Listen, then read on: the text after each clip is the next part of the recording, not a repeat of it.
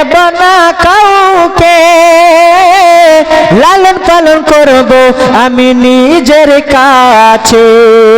আর মা আমেনার দিল বলে, মা আমেনার দিল বলে, দেখব পরাণ ভরিয়া, কে বাজাবে আমার সোনার লাল কে লইয়া, কে বাজাবে আমার সোনার লাল কে লইয়া।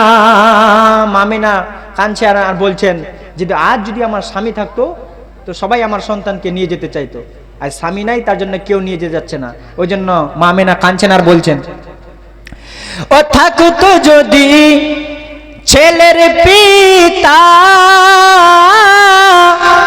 আর হাজার দুঃখ হোক না মর দিলে ব্যথা, আর স্বামীর কথা মনে পড়লে, স্বামীর কথা মনে পড়লে কলিজা যায় ফাটিয়া, কে বাজাবে আমার সোনার লাল কে লইয়া, কে বাজাবে আমার সোনার লাল কে লইয়া।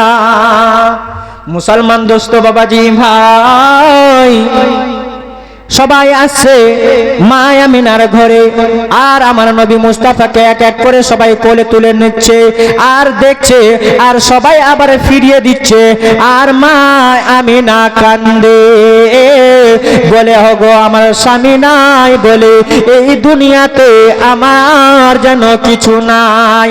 আর বৃদ্ধ আব্দুল মুত্তালিব বারবার করে এসে মা আমিনাকে সান্ত্বনা দিয়ে বলতেছে ওগো বেটে আমিনা গো,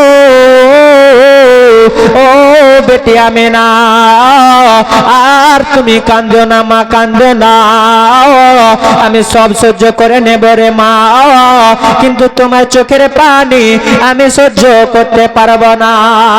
যেমন এই কথা বলা বেরাদর, এইদিকে আবার হালিদুদমা হালিমা স্বামী হারিসকে নিয়ে আপনার কিনা হাওয়ার অতীতে মক্কাতে আবার পৌঁছে গেলেন।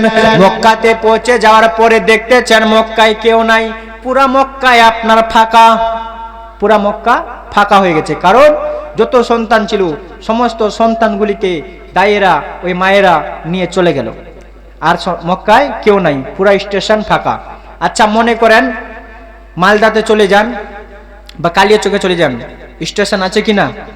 যে ট্রেন আসে থামায় না, তো ট্রেন আসে থামায়, যখন মানে প্যাসেঞ্জার থাকে তো ট্রেনটা দাঁড়িয়ে থাকে, যখন প্যাসেঞ্জার আপনার ট্রেনে উঠে যায়, যখন ট্রেনটা ছেড়ে দেয় তো কি ট্রেনটা একটা আওয়াজ দিয়ে সিটি মারে, পপ করে মারে না, ট্রেনটা ওই বাসি মেরে আপনার কিনা চলে যায়। ও মুসলমান বাবাজি ভাই, যেমনই আপনার কিনা সমস্ত সন্তানগুলিকে নিয়ে চলে গেছে, তো ওই মক্কায় আপনার আর কেউ নাই, পুরো স্টেশন ফাঁকা হয়ে গেছে, পুরো স্টেশন ফাঁকা হয়ে গেছে। এইদিকে দুধমা হালিমা কাউকে দেখতে পায় না। স্বামী হারিস বলতেছে বিবি হালিমা গো, ও বিবি হালিমা এত কষ্ট করে আসলাম বিবি মক্কায়, তো কাউকে দেখতে পাই না, কোনো সন্তান দেখতে পাই না। হালিমা ও বিবি আমার, তুমি কোন সন্তানকে নিয়ে যাবা হালিমা গো?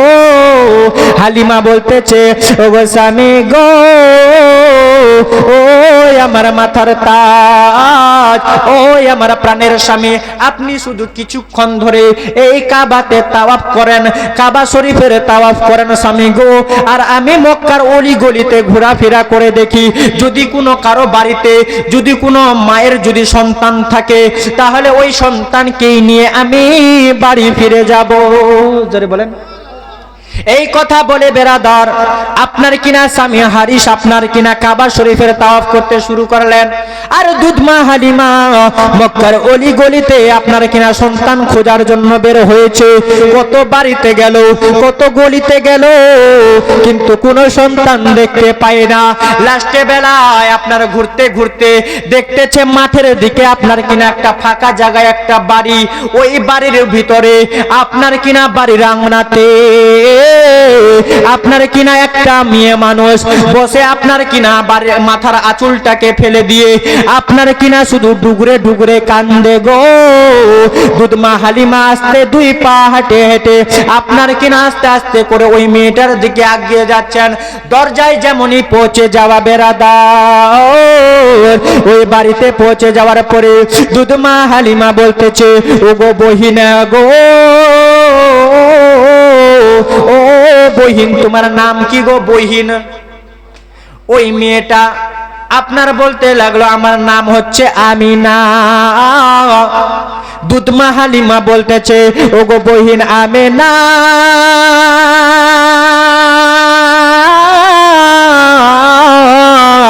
ও বহিন আমিনা, কি হয়েছে বহিন, তুমি ডুগরে ডুগরে কেন কান্দো? তোমার অবস্থা এরকম কেন বহিন? তুমি কেন কাঁদো বহিন, একটু দয়া করে বলো। আমিনা বলতেছে, ওগো বহিন তোমার নাম কি বহিন? দুধমা হালিমা বলতে লাগলো, আমিনা, আমার নাম হচ্ছে হালিমা। আমিনা বলতেছে, ওগো হালিমা গো, কি বলবো বহিন দুঃখের কথা? আমার কি বলবো দুঃখের কথা বহিন? আগে বলো তুমি আমার দরবারে কেন এসেছো, আমার বাড়িতে কেন এসেছো? হালিমা বলতেছে, ওগো আমিনা, ও বহিন আমিনা, আমি এসেছি, আমি আসার কারণ হলো আমি মক্কায় এসেছি সন্তান আনার জন্য।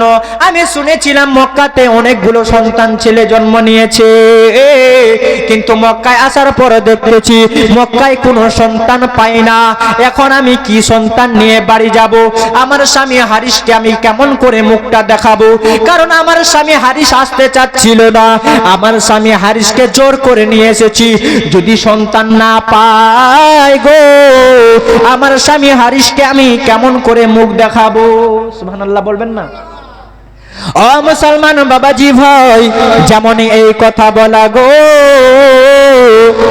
আপনার কিনা আমিনা বলতেছে, ওগো হালিমা, তোমার দুঃখটা তো বুঝলাম বহিন। হালিমা শোনো, হালিমা বলতেছে, ওগো আমিনা,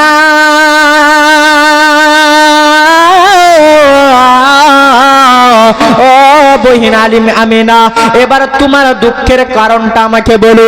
আমিনা বলতেছে, ওগো হালিমা গো, কি দুঃখের কথা বলবো হালিমা? শোনো বহিন, আমার একটাই মাত্র সন্তান।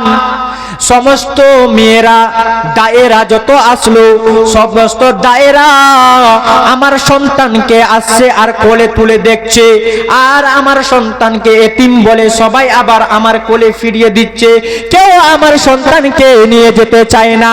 ওগো হালিমা গো, একটা মেয়ে আসলো, ওই মেয়েটা এসে আমার দরবারে আমার সন্তানকে কোলে তুলে দেখলো, আর ওই মেয়েটার স্বামী বলতেছে, ওগো বিবি গো, যার স্বামী দুনিয়ায় বেঁচে নাই ওই রকম সন্তানকে নিয়ে গিয়ে কোনো লাভ হবে না, কারণ যারা আব্বা দুনিয়ায় বেঁচে নাই বেতনটাকে দিবে বিবি রে, ওই সন্তানকে আমরা নিয়ে যাব না। এই কথা বলে বলে কত দায়েরা আসলো, আর আমার সন্তানকে আবার আমার কোলে ফিরিয়ে দিল, কেউ আমার সন্তানকে নিয়ে গেল না। তবে বহিন হালিমা শুনে নাও, এতগুলো মেয়ে আমার সন্তানকে কেউ নিয়ে গেল না, সবাই কোলে ফিরিয়ে দিল। এখন আমি আমার সন্তানকে আর কাউকে দিতে চাই না, এখন আমি আমার সন্তানকে নিজে দেখব, আমার সন্তানকে নিজে লালন পালন করব, আমার সন্তানকে আমি কলিজা ভরে প্রাণ ভরে আমার সন্তানকে দেখব। বলেন, মা আমিনা বলছে যে আর আমি আমার সন্তানকে কাউকে দিব না। এদিকে হালিমারও একটা সন্তান দরকার, তাই হালিমা বলতেছে, ওগো বহিনা আমিনা গো, ও বহিনা আমিনা, শোনো বহিন, আমারও একটা সন্তান দরকার, আমিও আসছি সন্তান আনার জন্য। যদি একটা সন্তান নিয়ে বাড়ি যেতে পারতাম খুবই ভালো হতো। ও বহিন আমিনা, তোমার সন্তানটাকে একটু আমাকে দেখাও না বহিন আমিনা। যদি তোমার সন্তান আমার দুধ পান করে তাহলে আমি তোমার সন্তানকে নিয়ে যাব। মুসলমান বাবাজি ভাই, এই কথা বলে আপনার কিনা মা আমিনা হালিমাকে নিয়ে আপনার কিনা ঘরের ভিতরে চলে গেলেন। আর গিয়ে যাওয়ার পরে আমার নবী মুস্তাফাকে হালিমার কোলে দিয়েছেন। সর্বপ্রথম হালিমা আমার নবী মুস্তাফাকে দানিস্তানের দুধ দিয়েছেন। যেমনই দানিস্তানের দুধ দিয়েছেন বেরাদার, সঙ্গে সাথে সাথে আমার নবী মুস্তাফা দুধমা হালিমার দুধ পান করে, আর যেমনই বামিস্তানের দুধে মুখ দিয়েছেন, আর যেন আমার নবী মুস্তাফা ওই দুধ পান করে না। জোরে বলেন। দানিস্তানের দুধ দিয়েছেন তো খাচ্ছেন, যখন বাম স্থানে দিয়েছেন তো বাম স্থানের দুধ খায় না। কারণ যে আমার নবী মুস্তাফা জানে যে আমার নবী মুস্তাফার এই দুধমা হালিমার আরো একটা সন্তান আছে, যার নাম আপনার কিনা আর একটা সন্তান আছে। ওই সন্তান আমার নবী জানতো আগেই, যদি আমার আর একটা ভাই আছে, আমি যদি নিজেই দুটা দুধ পান করে নি তো আমার ভাই কি পান করবে। এই জন্য আমার নবী মুস্তাফা বাম স্থানের দুধ খালেন না বাপ, ডান স্থানের দুধ খালেন। জোরে বলবেন না সুবহানাল্লাহ। আর দুধমার কোলে যাওয়ার পরে আমার নবী মুস্তাফার মুখে একটা মুচকি হাসি দিয়েছিলেন বেরাদার, কারণ যে আমার নবী জানতো যে এটাই হবে আমার দুধমা হালিমা। জোরে বলেন সুবহানাল্লাহ। তো দুধমা হালিমা বলছে, আমি না, তোমার সন্তানকে আমি নিয়ে যাব, তোমার সন্তান খুব সুন্দর, তোমার সন্তানকে আমাকে দাও বহিন, আমি নিয়ে যাব।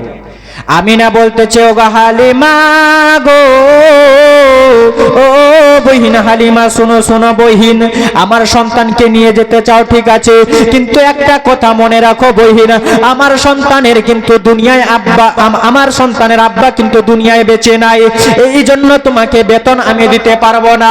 হালিমা বলতেছে, ও গো আমিনা, আমার বেতন লাগবে না বহিন।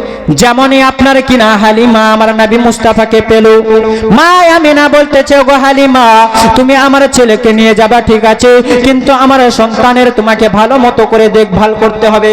বলো তুমি আমার সন্তানের ভালো মতো দেখভাল করতে পারবা কি পারবা না? হালিমা বলতেছে, ও গো আমিনা গো, তুমি টেনশন লিও না বহিন আমিনা, আমি তোমার ছেলের খুব যত্ন করব।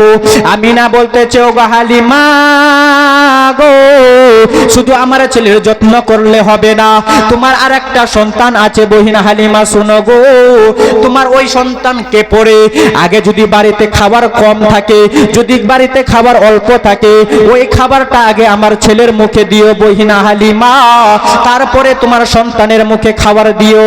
আমিনা হালিমা বলতেছে, আমিনা ও বহিনা আমিনা, শোনো শোনো বহিনা আমিনা, তোমার কথাটাকে রাখবো বহিনা আমিনা গো, আমার যে নিজের সন্তান আছে, আমার ওই সন্তান পড়ে আগে আমি তোমার সন্তানটার মুখে খাবার দেব। জোরে বলেন। এই কথা বলে বেরাদার সাথে সাথে আপনার কিনা দুধমা হালিমা আমার নবী মুস্তাফাকে নিয়ে মা আমিনার কাছ থেকে বিদায় নিয়ে আপনার কিনা চলে গেলেন স্বামী হারিসের কাছে। স্বামী হারিস আপনার কিনা কাবা শরীফের তাওয়াফ করে ওই মক্কার ধারে আপনার কিনা স্টেশনে দাঁড়িয়েছিলেন। যেমনই স্বামী হারিসের কাছে দুই পা দিয়ে গুটি গুটি হেঁটে গেলেন, যেমনই গিয়েছেন স্বামীর কাছে, আর হারিস আপনার কিনা দুধমা হালিমাকে চিনতে পারে না। কারণ কেন চিনতে পারে না? দুধমা হালিমা যে ছিল আমার নবী মুস্তাফাকে কোলে নেওয়ার পরে দুধমা হালিমা আপনার কিনা চেঞ্জ হয়ে গেছে, পুরা চেঞ্জ হয়ে গেছে, এই জন্য দুধমা হালিমাকে চিনতে পারে না। হালিমা গিয়ে তার স্বামীকে ডাক দেয়, গো স্বামী গো,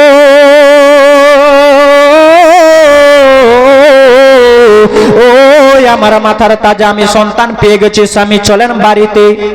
হারিস বলতেছে, ও গো মেয়ে, তুমি কে আছো? আমি তো তোমাকে চিনতে পারি না। হালিমা বলতেছে, স্বামী গো, আপনি আমাকে কেন চিনতে পারেন না স্বামী? হারিস বলতেছে, তুমি যদি আমার বিবি, তো তুমি আমার বিবি কেমন করে হবে? আমার বিবি হালিমার তো গালের চামড়াগুলো আপনার কিনা দাগ পড়ে গেছিল, আমার হালিমার গালের চামড়াগুলো ঢিলা হয়ে গিয়েছিল, শরীরের চামড়াগুলো ঢিলা হয়ে গেছিল, আমার বিবি হালিমার গালের চামড়াগুলো নরম হয়ে গিয়েছিল। তুমি আমার বিবি হতে পারো না, তুমি আমার হালিমা হতে পারো না। হালিমা বলতেছে, ওগো স্বামী গো,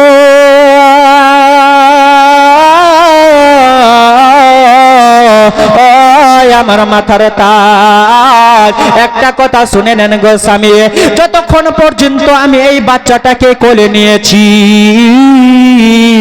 এই সন্তানকে নেওয়ার পরে আল্লাহ তাআলা এই বাচ্চার বরকতে আমার গালের সমস্ত ঢিলা চামড়াকে টাইট করে দিয়েছে। স্বামী গো, এই বাচ্চাকে নেওয়ার পরে আল্লাহ আমার সৌন্দর্যকে আরো বারকরার অর্থাৎ বাড়িয়ে দিয়েছে স্বামী, শুধুমাত্র এই বাচ্চা নেওয়ার কারণে। মুসলমান বাবাজি ভাই, শুধু তাই নয়, আমার নবী মুস্তাফাকে পাওয়ার পরে আরো কি কি ঘটলো দেখেন। যেমন যেই উট, দুর্বল উট নিয়ে এসেছিল, যেই উটকে হাঁটতে হাঁটতে নিয়ে আসছিল, হাঁকতে হাঁকতে নিয়ে আসছিল, ওই উট আপনার কিনা যেমনই আমার নবী মুস্তাফাকে দেখেছে, উট আপনার লাফাতে শুরু করতেছে। হারিস বলতেছে, ওগো উটনি, তুমি তো হাঁটতে পারছিলে না, চলতে পারছিলে না, তোমার জানে কি চলছিল না, এখন তোমার কি হলো? ওই উট বলতেছে, তখন আমি চলতে পারছিলাম না, কারণ তখন আপনার সাথে আমার নবী মুস্তাফা ছিল না, এখন নবী তোমার সাথে আছে। যেমন নবীকে দেখেছে, ওই উট আপনার লাফাতে শুরু করেছে। জোরে বলেন। উটও বুঝতে পেরেছে, উটও আমার নবীকে ভালোবাসে। বেরাদার, 7টা জানোয়ার জান্নাতে যাবে, ওর মধ্যে উট একটা জান্নাতে যাবে। জোরে বলেন সুবহানাল্লাহ। উট আমার নবী মুস্তাফাকে ভালোবাসে। মুসলমান দোস্ত বাবাজি ভাই, শুধু তাই নয়, যেমন যেই মেয়েগুলো আপনার কিনা সন্তানকে নিয়ে আপনার বাড়ির দিকে যাচ্ছিলেন, অর্ধেক রাস্তায় যে মেয়েগুলো পৌঁছেছিল বেরাদার, মা হালিমা আমার নবী মুস্তাফাকে পাওয়ার পরে ওই দুর্বল উট আপনার কিনা এত তেজ চলতে শুরু করেছে বেরাদার, অন্য অন্য মেয়েরা যে সন্তান নিয়ে যাচ্ছিলেন, সমস্ত দায়েদেরকে পিছনে ছেড়ে দিয়ে আপনার কিনা দুধমা হালিমার উট আপনার কিনা আগে আগে চলতে শুরু করেছে। জোরে বলেন। মুসলমান দোস্ত বাবাজি ভাই, আপনার কিনা দুধমা হালিমা এবার বাড়িতে পৌঁছে গেল। বাড়িতে পৌঁছে যাওয়ার পর আর কত কি ঘটলো। বাড়িতে যেমনই পৌঁছে যায় বেরাদার, দুধমা হালিমার বাড়িতে আপনার কিনা অনেকগুলো বকরি ছিল। ওই বকরির দুধ স্তনগুলোতে দুধ ছিল না, বকরিগুলোর দুধ ছিল না। আমার নবী মুস্তাফা যেমনই বাড়ির ভিতরে আপনার কিনা প্রবেশ করেছে বেরাদার, ওই বকরিগুলোর দুধ স্তনে আল্লাহ এত দুধ দিয়ে দিয়েছেন বেরাদার, দুধমা হালিমা যেমন দুধ আপনার কিনা বের করে, যখন দুধ বের করতে শুরু করলো, বাড়িতে যতগুলো বর্তন ছিল বেরাদার, যতগুলো হাঁড়ি ছিল, সমস্ত বর্তনগুলো আপনার দুধে ভরে গেল। জোরে বলেন। সমস্ত বর্তন দুধে ভরে গেল, আর বর্তন দিতে পারে না, কোন বর্তনে দুধ রাখবে। এদিকে বকরিতে আল্লাহ এমন বরকত দিয়ে দিয়েছে নবী মুস্তাফার ওসিলায়, এমন দুধ হতে লাগলো, আর দুধ থামে না, দুধ আপনি আপ বের হয়ে যাচ্ছে। জোরে বলবেন না সুবহানাল্লাহ।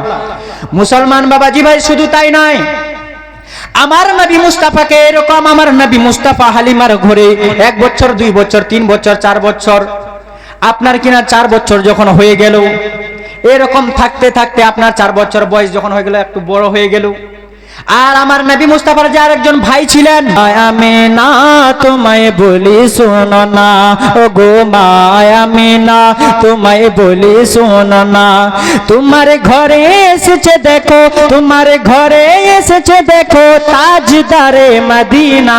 জোরে বলেন। ও গো মা আমিনা তোমায় বলি শোনো না, কে কোথায় গেলে পাবো মোরা এমন দয়ার নবী, যাহার হাতে রোজ হাসরে জান্নাতের চাবি কাটি। জোরে বলেন। কোথায় গেলে পাবো মোরা, কোথায় গেলে পাবো মোরা এমন দয়ার নবী, যাহার হাতে রোজ হাসরে জান্নাতের চাবি কাটি। ওগো সেই নবীজির উম্মত মোরা, ওগো সেই নবীজির উম্মত মোরা, জোরে সুবহানাল্লাহ বলো না। ওগো মা আমিনা তোমায় বলি শোনো না, ওগো মা আমিনা তোমায় বলি শোনো না, তোমার ঘরে এসেছে দেখো তাজদারে মদিনা, ওগো মা আমিনা তোমায় বলি শোনো না।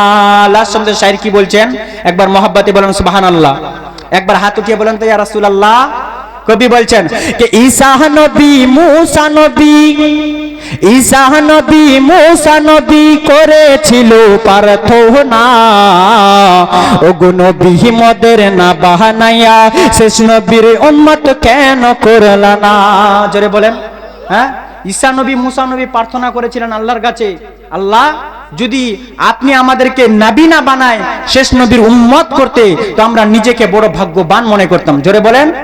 তার জন্য স্যার বলছেন ঈসা নবী মুসা নবী, ঈসা নবী মুসা নবী করেছিল প্রার্থনা, ওগো নবী মোদের না বাহানায়া শেষ নবীর উম্মত কেন করলা না, ওগো সেই নবীজির উম্মত মোরা, ওগো সেই নবীজির উম্মত মোরা, জোরে সুবহানাল্লাহ বলো না, ওগো মা আমিনা তোমায় বলি শোনো না, তোমার ঘরে এসেছে দেখো তাজদারে মদিনা, ওগো মা আমিনা তোমায় বলি শোনো না।